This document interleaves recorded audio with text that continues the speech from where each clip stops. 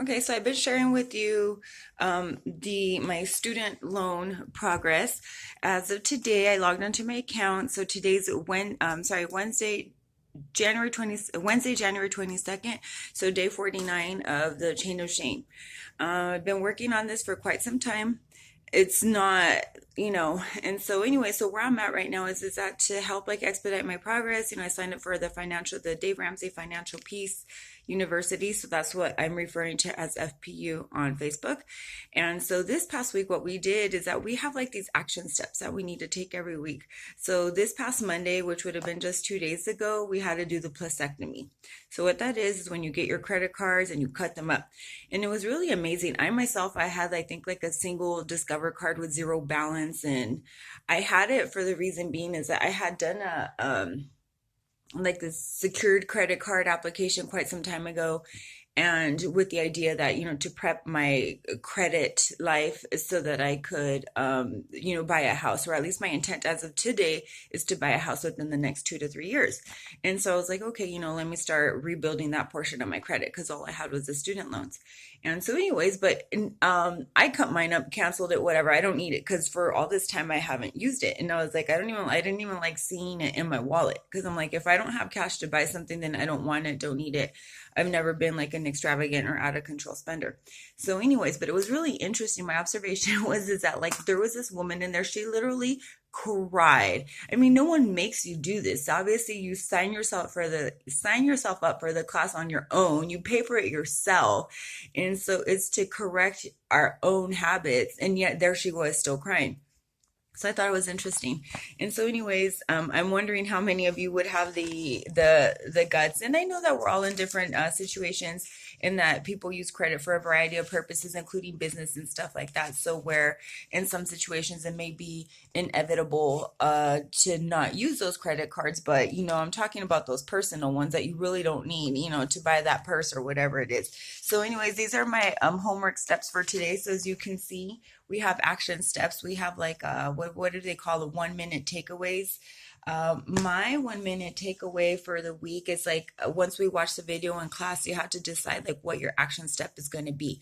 So my 1 minute takeaway was to pay that final student loan balance, which is $853. And I want y'all people to understand it's not like I have other bills too. Yes, my sons are grown and they're in the military right now, but I'm like, I have other bills also. Like, say, for example, I got this unanticipated medical bill. This was just like, actually, I opened it this morning for like $353. I had to change my registration, say from California to here, after just having paid like $600 in California like 3 months ago. And with that, my insurance increase is crazy. So then that's another 600. You know what I'm saying? So basically, what I'm saying is have bills. I am not exempt to bills. And so I wouldn't want anyone to think, oh yeah, she's paying all this money because she ain't got no bills. Yes, I do. And so, but that's why you can see I'm in my room and I detest blank walls. But that's why I also have blank walls, because I'm using what I would have put here on my walls, my money from my art, to my bills. So, anyways, I'm challenging one of you. How brave could you be to, tear up, say, at least one of your credit cards? Do you really need it?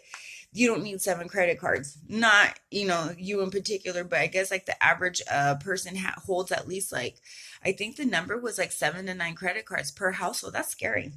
So where I'm at right now, so my action steps were to cut up credit cards. The one was complete the debt snowball, and that's a whole nother mess that I have to talk about later.